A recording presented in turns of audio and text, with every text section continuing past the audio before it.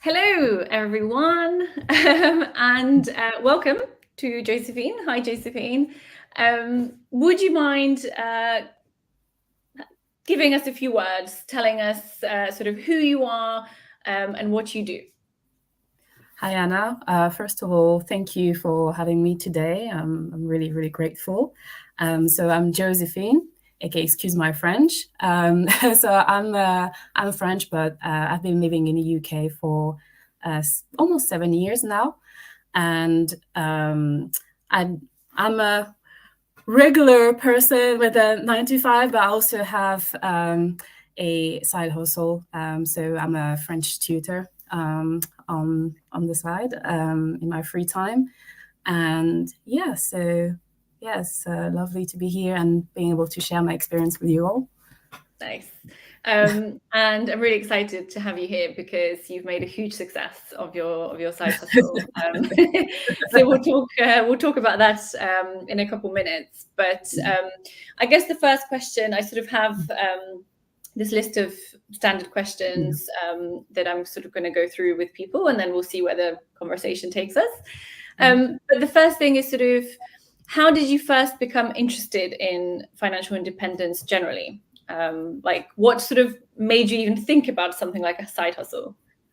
That's a great question because I think it all started with YouTube. So I think I stumbled across financial independence, early retirement content around 2018. Nice. Yeah, and I mean, it really spoke to me like straight away because I always had this, ambition of maybe one day having my own, I don't know, business, and I I liked this idea of having, the freedom to do whatever you want or whenever you want.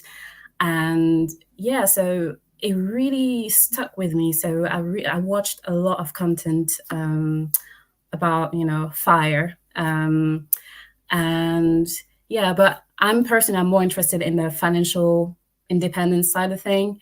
Um, Retiring early, I don't know. It really depends. Like, I, I, I don't really think that this is something I have in my mind at the moment. I think for me, yeah, achieving financial independence is more important. Um, so yeah, I came across a lot of content, and of course, I came across your content, and yeah, so I've been, on that journey since then, and yeah, here I am today. So. Nice. And can you share a little bit about your sort of journey and background and all those steps that you took? Okay, so I would say I come from a kind of middle class family. So I studied in France, got my degree in France, and I went into a private business school.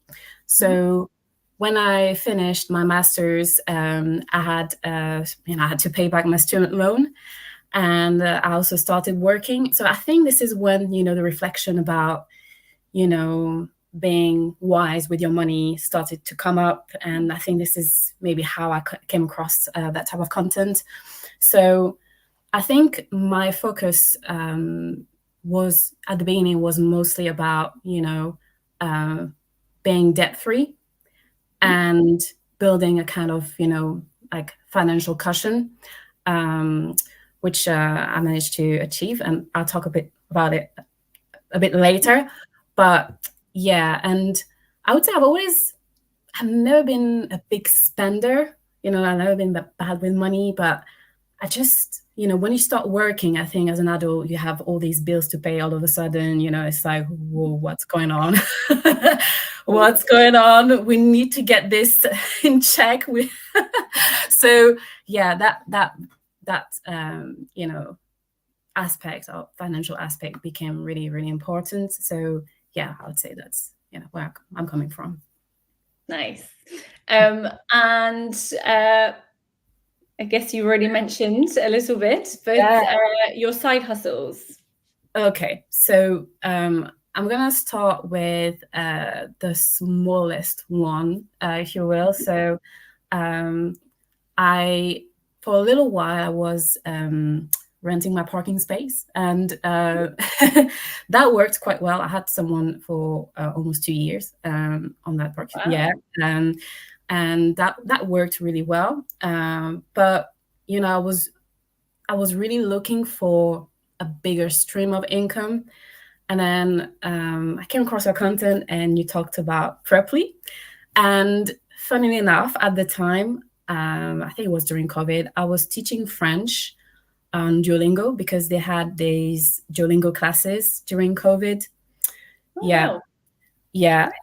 So I applied they used to call it Duolingo ambassador.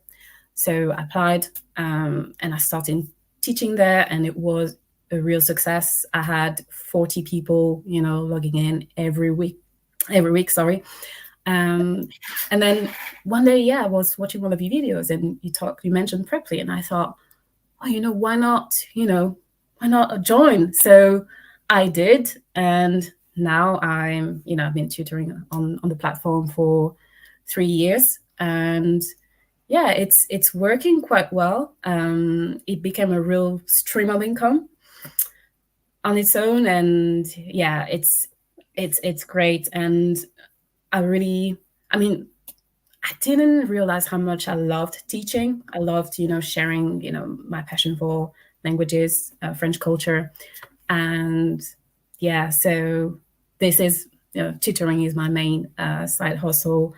I do have some private students as well that are outside of the platform, and I also have another stream with Eventbrite, because I also organize French lessons with Eventbrite. But I would say, Preply is my main avenue, if you will. Yeah. Nice. And I mean, I saw your profile. It's incredible. And so well. Do you think that mostly you sort of get so many people because people are wanting to like move to France, or is it mostly sort of maybe students learning? Like, what kind of clientele do you find you have most of? So it's a mixture of many things. So you have, of course, students who learning French at school, so they need some support with their homework and improving their French. You also get a lot of people who have a French partner and they want to learn the language. So yeah, I get a lot of that. Yeah, a lot of people want to learn. People who are about to travel to France and they want to refresh, their French, or even learn French a little bit before traveling to France. I had a few who wanted to move to France. I would say that's a minority. But yeah, I would say mostly students, people who have French partners, and people who are about to travel to France. Nice. And I also get a lot of retired people who who now they have free time, so they want to learn a language. Get a bit of that as well. Yeah. Nice. I have one lady who's retired and learning English completely from scratch because she wants to travel more. So she wants to sort of not feel as helpless, which I thought was awesome. I'm like, wow, someone who could literally just sit back and chill now is wanting to learn something new.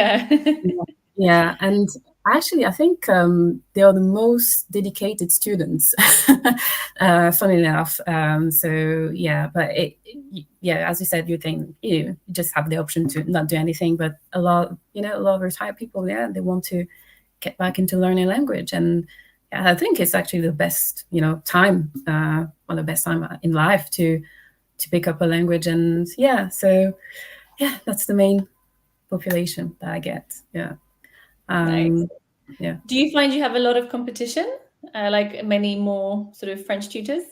Because it's more niche than English. Sure. Yeah, it is competitive. It is a competitive market. But I like to think that I'm one of the best. That's how I see myself. So I think I distinguish myself because, first of all, my knowledge of English helps explaining some of the French concepts a lot. I would say as well, my methodology is, a bit original. I like to use a lot of games, and I think people really enjoy that. So yeah, and it works. It works. So it seems to work for now. So fingers crossed, it stays this way. But yeah, I think the difference is really in the, your personality, who you are. I like to think that I'm quite, open and welcoming, and also quite patient, because picking up a language it's not easy. I know what it's like to be a student, because I study languages myself. I'm trying to learn Mandarin, and it sometimes I'm just like, what is that? I have to repeat, listen and listen again. So yeah, having that patience is really, really important. And yeah, and the skills I also train quite a bit. So I followed 2 online courses with the Alliance Française. So I have small degrees or certificates, if you will, with the Alliance Française. But now I'm trying to do the biggest one. It's called DAEFLE. And yeah, it's a diploma to teach French. So I really want to acquire those skills, to improve my teaching. Yeah. So yeah. Nice. Personal growth is really important, isn't it? So, yeah.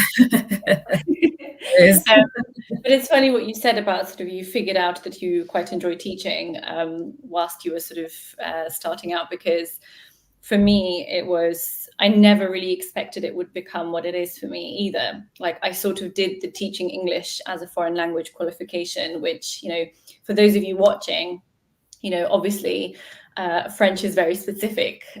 So, you might not have perhaps a second language that you could teach as a very niche subject where you can make a lot more money. But anyone can do the teaching English sort of as a foreign language certifications, and they don't take that long. And when I did that, I kind of thought like, oh, I'll do it as like a little bit of a side thing. Like, it'll be nice to get a little bit of extra income once in a while. And then the more I did it, the more I realized I enjoyed it. And then I think when you enjoy something, it naturally comes through, and your patience comes through, and your warmth comes through. And it started this like snowball of like, this person told that person, and that person told that person. And all of a sudden I was like, I have no time because I have all these students. And then I decided to quit my job and, just focused on teaching and YouTube. So it's just sort of snowballed. So for anyone who's sort of considering being a sort of part-time tutor, I definitely recommend either teaching English as a foreign language, or if you have another language, I think it would be awesome to get into that. A few people mentioned to me I should teach Polish, but hell no. I was going to ask you, like, yeah, probably teach Polish. And I know it's hard. Does it have like 7 cases, or how many cases are there in Polish? I don't even know. Someone asked me a question on like a Q&A once, whether I would consider teaching Polish. And I just said like, no, it's too difficult. And then funnily enough, I came across this like meme that said like, Polish is hard. And then it had like English, like 2 and second.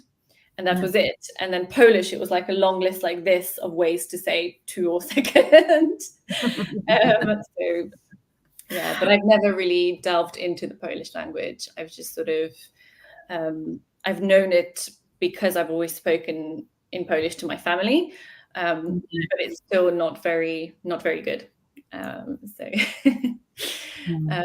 But yes.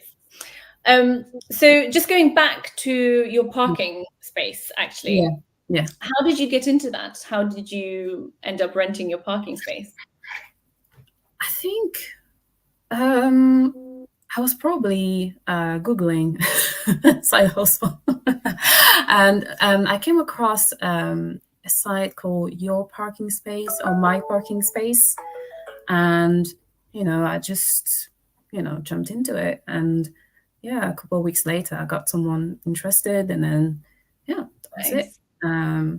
So that was a nice little stream of income. I would say I've had I've had someone for 2 years, and then they found another place, so they ended the contract. But then I had one person who was just really, really strange. Just came one day and then left. So I would say, you need to vet the person a little bit before allowing them on your parking space. But when it works, and I like it because it's passive. You don't need to do anything. It's just additional money come into your bank account every month, and and it's very easy, like a very easy service to provide. So yeah, so I would recommend that as well as a potential side hustle, passive income, if you will. I think more like a passive income for people who can. I think that's yeah.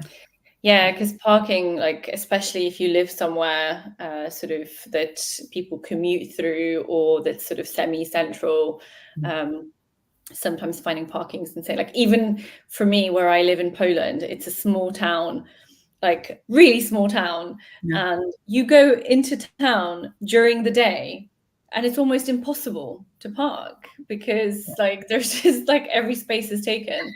So actually, if that sort of thing became a thing in Poland, I think it would be really popular to rent parking spaces from people because it's just.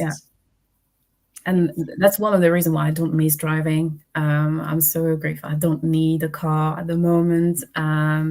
Because I used to drive when I was in France. I used to drive when I was in Germany as well, and the hustle with the insurance and so don't miss that. The But extra costs. yeah.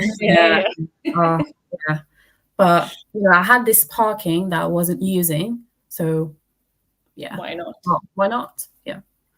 Nice. Very jealous. Yeah. So I guess my next question is, have you come across any sort of challenges or obstacles in your financial independence journey? I would say, sacrificing that time, to, get your side hustle running. Because as you know, with properly, you have to organize the lessons, you have to prepare the lessons. I use Zoom, so I have to send the Zoom links, making sure everything's up to date, making sure the homeworks are up to date. And all of that is quite a bit of an organization in itself. So yes, it's spending that much time, that you have to give to get everything, to just get it run, like to just run it. I think it's just a personal opinion, but I think there was in the beginning of my financial journey, I was really looking into finding that passive income, that magic passive income that would just bring money on it by itself. But it's just, I mean, it doesn't work like that in the beginning. It requires a lot of investment in terms of time, sometimes money, and I would say that's the main obstacle. And then I would say getting yourself known, getting your name out there as well, because when I was starting tutoring on Preply, nobody knew me. I barely had any students, and it takes a while, to build a reputation, and it could also take a minute to ruin it. So, So the investment in time, I would say, is the main obstacle. I personally am lucky that I do not have a dependence. So I was able to invest that time without too much, without having to sacrifice too much in terms of relationship with my family or friends. So being on my own, if you will, I made it a bit easier. But I assume, yeah, for people who have, family to manage, yeah, that could be a challenge as well.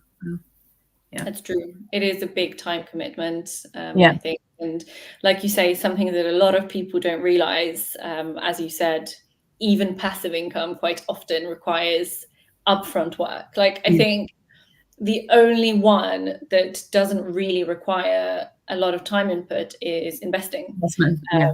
And, to get dividends every month. Like, you just invest your money and you get payouts. But that still takes time to build to get significant sums, right? Because unless you're already very rich and you can invest a lot of money straight away, you're still waiting for those investments to grow and compound and start paying you more and more. So there's no sort of magic passive income solution. But actually, a question for you, going sort of back to your French tutoring, because one of the things that I've considered as another sort of source of passive income, and this might be even better for French because it's more niche, it's creating sort of digital content. So in terms of firstly, either like, TikToks or Reels or whatever, but actually things like workbooks, little sort of revision cards. And I've seen so many over the years that it's given me so many ideas, like travel English revision cards or like, business English or whatever else. And maybe you could think about creating stuff like that. Yeah, I've been thinking about releasing a course on Udemy. However, I think that I think their system is a bit strange because you could say that, for example, you want to sell your course for £50, but they can display it for £14.99. So you don't really have, correct me if I'm wrong, correct me in the chat if I'm wrong, but I think that you don't really have control over the price is going to be sold, and they also take a big chunk of it. So yeah, I've been really considering moving towards more digital content, selling digital content. But for me, it's more about which platform. Ideally, I'd like to sell it on my own platform. So this is something I've been thinking about for a few months now, is, first building my website and selling it on my website. But then is, how do I attract traffic, on that website? So, having a YouTube channel as well. So at this point, it's thinking about, having a whole strategy behind that, because I think the platform economy is great, but I also think that the way I see it, for me in the future, I also want to control some of the content. So moving away from platforms and having things like owning my content, and also delivering lessons on platforms that I own. So hence why, I have Preply, but I also have my private tutoring on the side, and also teach on Eventbrite. So yeah, it's trying to diversify as well those different streams of income, and not just relying on platforms, having control over, the platform. So yeah, but long term,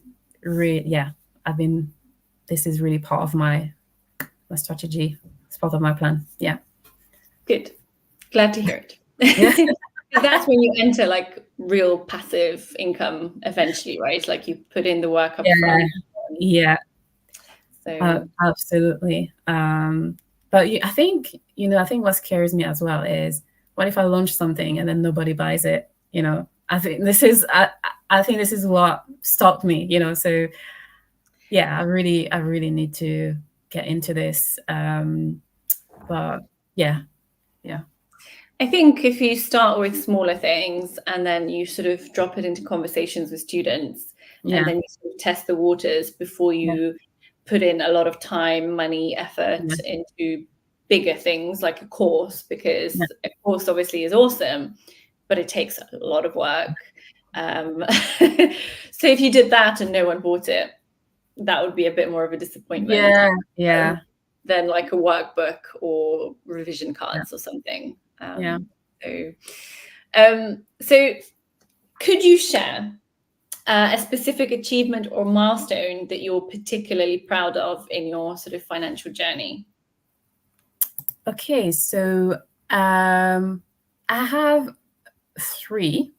Okay. So my first one was paying back my student loan in 2022 and being debt free. Mhm. So that was a big achievement for me. The second one, having a second stream of income, thanks to tutoring with Preply. And the third one was having an emergency fund, managing to build an emergency fund. So yeah, and this year I'm hoping to start investing. So yeah, Nice. so yeah, Join the big bad world of investing. yeah. um, so, um, if you could give one piece of advice to someone just starting out on their sort of financial independence journey, what would it be? Okay, the first thing is understand why you want to do this, Mhm. because I think sometimes people just jump on the bandwagon of whatever is trendy. I think it's just really think, is it for you? Is this really something that you want to do? Are you really ready to put the time and the commitment for that? So yeah, understand your why. Get educated. That would be my second piece of advice. Getting the right information is crucial, because I think it's so easy to fall into scams nowadays. There's so many, because the offer is like so big. On YouTube they have so many YouTubers, and the quality of the advice is not always there. So it's really finding trustful source of knowledge, so like you and other YouTubers. So yeah, get the right information. And the Don't third jump on one, trends. yeah, don't drop on trends. For example, we've seen like during the crypto craze, a lot of people have lost money. So you have to be really, really careful. And I would say the third one is, have a clear plan. Having a clear plan. Once you know that it's for you, you want to go with it, start planning. Yeah. Yeah, I think planning is very important, Yeah. and because without that, you don't really have any progress to measure up against, do you? Because then it's like, oh, it doesn't matter if I put £100 away today or Yeah. tomorrow or maybe next month. Whereas if you're like, okay, I need £1,000 for my emergency fund. Yeah. Okay, that means if I don't save that £100 now, that's you know a big Yeah. chunk of that fund. So Yeah. actually, is buying this sweatshirt and shoes more important than 10% of my emergency fund? So Yeah. having those sort of plans and goals of what you're going to do, even if they change, they can be Yeah. movable, Yeah. but just understanding that they're there and what you Mm. want to do, yeah, Yeah. I think is Um, super important. yeah. Something I would like to say is, in the beginning, I was focusing a lot on saving money.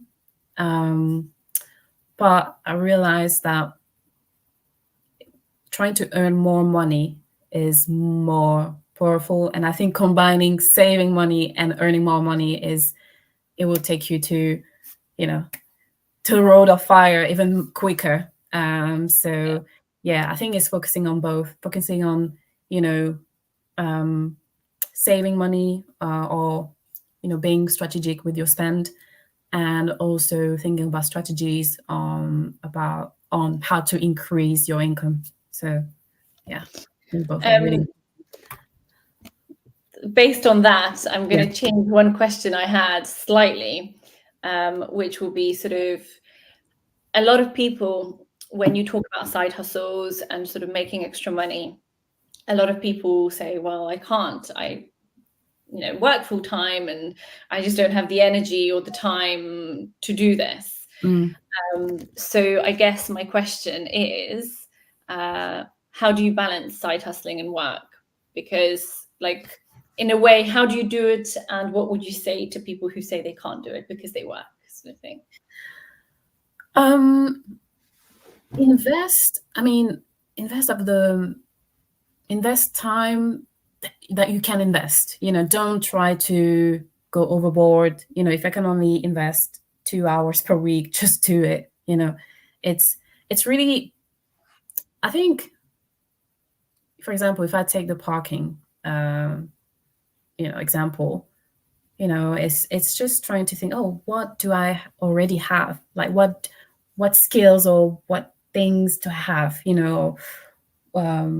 Maybe I could sell a couple of things on eBay, or it's just trying to think about what do you already have, because I think it can be discouraging when you if you watch YouTubers or other people on the internet who's talking about how they made millions and everything. It's just not relatable. It's just too far away for the normal people.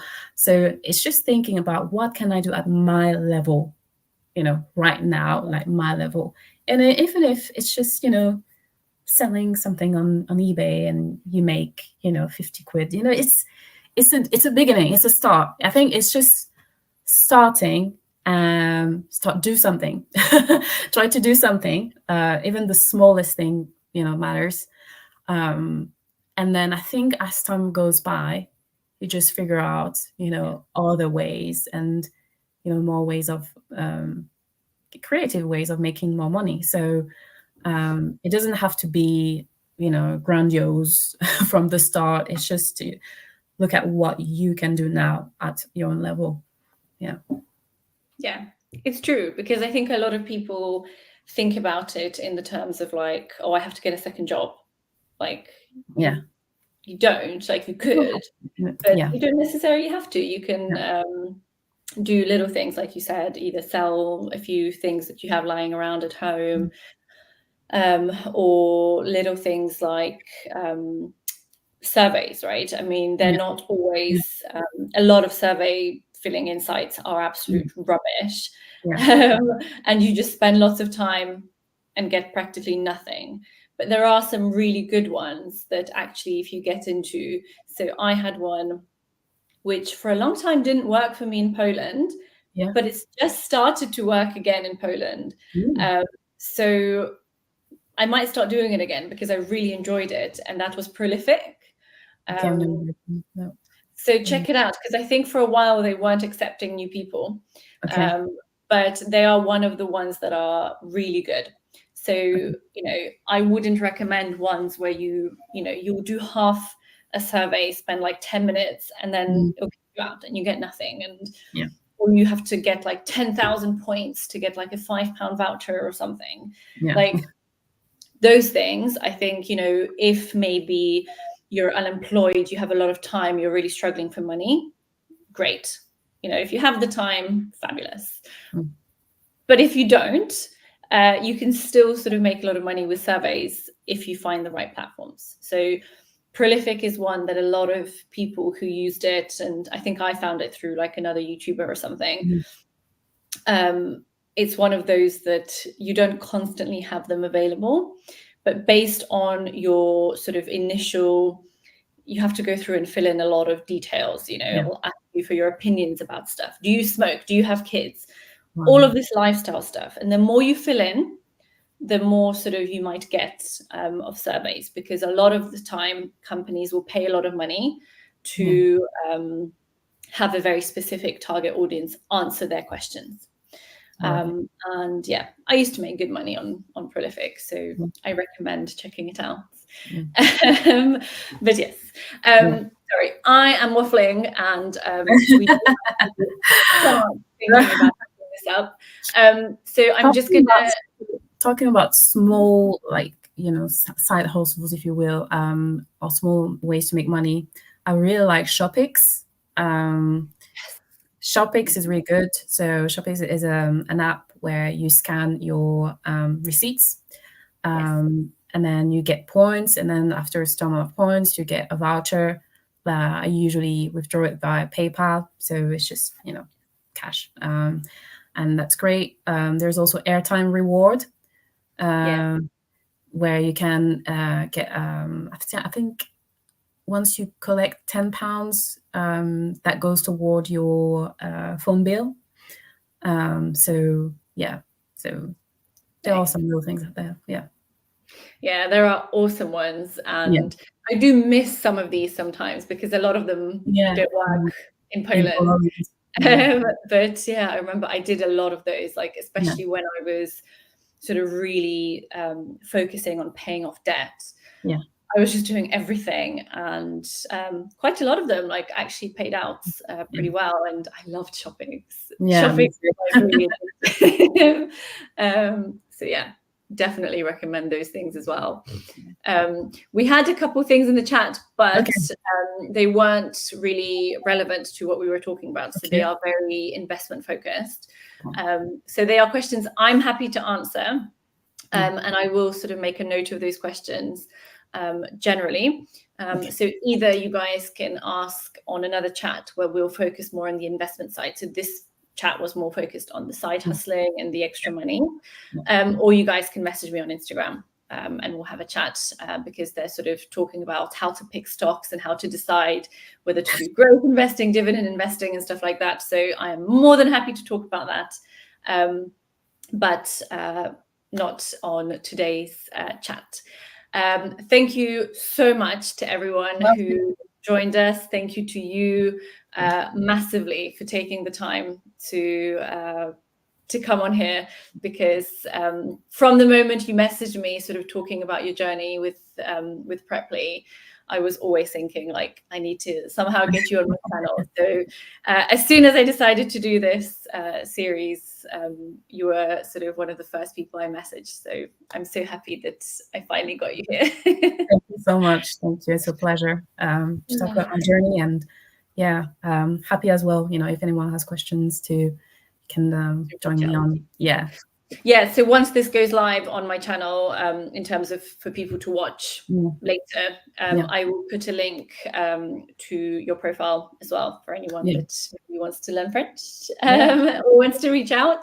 Yes, if you're interested and you're watching this later, the link will be in the description.